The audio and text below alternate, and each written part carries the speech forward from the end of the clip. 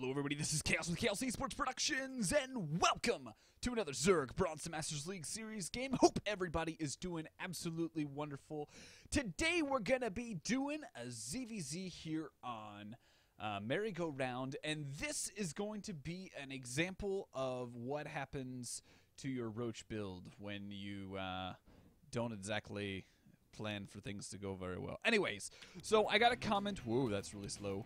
I got a comment in one of my previous Bronze Masters League series games about a person going with trying out the Roach build and finding out that it actually doesn't work so well in the ZvZ matchup, and this game is kind of my example of why the heck it doesn't. I'm going to talk a little bit about some alterations you can do to the build in order to really make it work for you, given the kind of nature of the ZvZ matchup.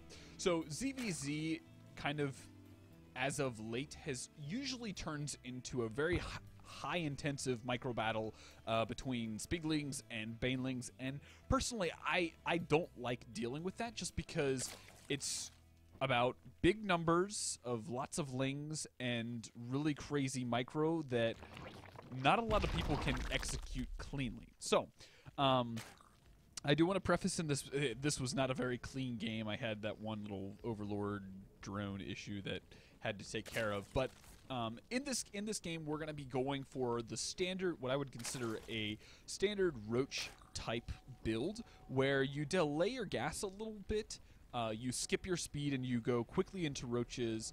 And this is going to kind of be one example of where my opponent goes for a really fast ling type play, gets a lot of lings out in the early game and gets all the damage he needs to do to kind of force me out of the game.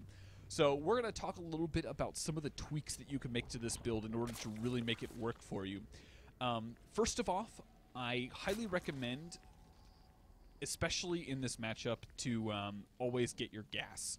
Get your gas relatively early. So in this case, since I went for pool first, I should have gone pool, gas, and then my hatchery, as opposed to pool, hatchery, then gas.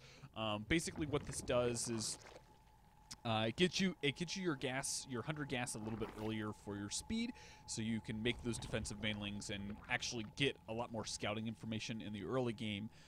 And it can basically just help things out a lot, kind of round things out as you transition into Roaches, as opposed to not really having a whole lot of defenses and really heavily relying on static defenses as well as walls in order to kind of be your main structural defenses. So I do go ahead and get guys into gas, and at this point he's been mining gas for a little bit longer than us. We can see just a couple more ticks worth of gas. But I actually, if I recall in this game, I don't actually go ahead and get the speed, which is kind of one of my crucial mistakes. Getting the speed up, and even potentially getting an early Baneling nest is even okay, just because it gives you, obviously your opponent has to worry about the Banelings a little bit more, which means a little bit less micro intensive for you, and it really gives you a little bit more flexibility. So first queen's gonna inject, immediately go down. Now I went for a super fast lair. Actually, I don't even remember why I did that now that I think about it. Anyways, maybe I was thinking about Bane speed. Yeah, that has to be more. It's been about 3 or 4 days. No, actually, I threw down the Roach Warren. So yeah, I get the lair and kind of the Roach Warren, not necessarily at the same time, but very similar times. I'm sitting here trying to focus down an Overlord when he's got one ling, and I'm like, well, he might not have a whole lot more. Second Roach pops up, and obviously now that he's got lots of lings on the way, I'm sitting here kind of franticking a little bit. Obviously, one thing that I needed to have done is I needed to have immediately pulled drones. That needs to be like priority number one. Second of all, since I planted down my Roach Warren a little bit on the late side, I'm obviously not going to have Roaches, so I'm forced to get lings out, as well as, you know, I probably, like I said, I should have pulled drones and tried to cover the Spinecrawler as much as possible, to let it do its damage. So a little bit of mistake on my part. So one thing that I do want to talk about is when the Roach build can actually be executed exactly as is, as presented in this game. And the only map that actually can be executed on is Habitation Station. The reason being, your creep spread, if you remember the way the map is, I'm going to go down to the southern portion just to kind of give a rough example. So your main base starts out here, and then if you remember, your natural's kind of hidden right here, and you've got a relatively decent size. So if you were to take this and flatten it out, so rather than it be at a diagonal, have it be just straight across. This is about the distance that you have to wall off. So you can easily put 2 Evo chambers. Actually, I'd probably put it on this side, the Roach Warren, and then have a single queen lay in between. So that is an example where this build actually could potentially work, because you get your hatchery down, you immediately get those buildings, and once your queen pops out, you can immediately put her into place, so you're A-okay.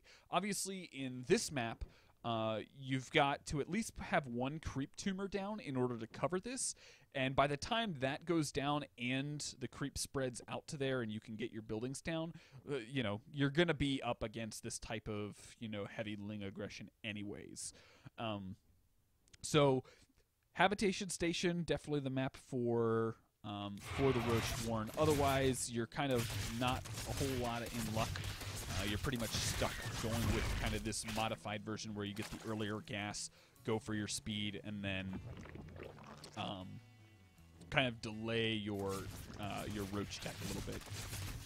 So, unfortunately, queens are going to get taken out, and I think this was kind of the point where I was just like, well, can't really do a whole lot to this. I'm not going to have enough production. Even though I have 2 base production, he's pretty much just building units and streaming them across the field, and not really much that I can do. So, takes out the rest of my units, and that's kind of it. So yeah, so in general, I don't want to, you know, I want to practice what I preach a little bit. While I have tried out the Roach build on several different maps, the biggest thing, especially like when you get into Platinum League, is a lot of people check the gas and will exploit if you don't take your gas early enough. So that's kind of one thing that I'm starting to find now that I'm starting to progress up into the higher echelons of Platinum. So people are a little bit more self-conscious of those small details. So yeah, so I'm definitely going to be doing the more modified Roach play from here on out. And that is kind of how we're going to be rolling with the ZvZs. So hopefully I'll have a decent example of a good ZvZ here in the future to give you kind of a better idea of what that looks like, rather than just showing you the video that failed. But just to give you some more perspective, things are starting to level off. We're seeing a lot of players playing a lot better than we have in the previous games. I pretty much went undefeated all the way up until kind of the upper gold, mid-platinum range. So we're starting to finally level off in our skill level, and we're really going to start focusing on more of the details and really honing our abilities to kind of put it up there at the current level that we want to play at. So so I hope you guys enjoyed. Feel free if you've got any questions about the modified Roach build. Like I said, I'm going to hopefully do those in or get a ZvZ here in the relatively soon future.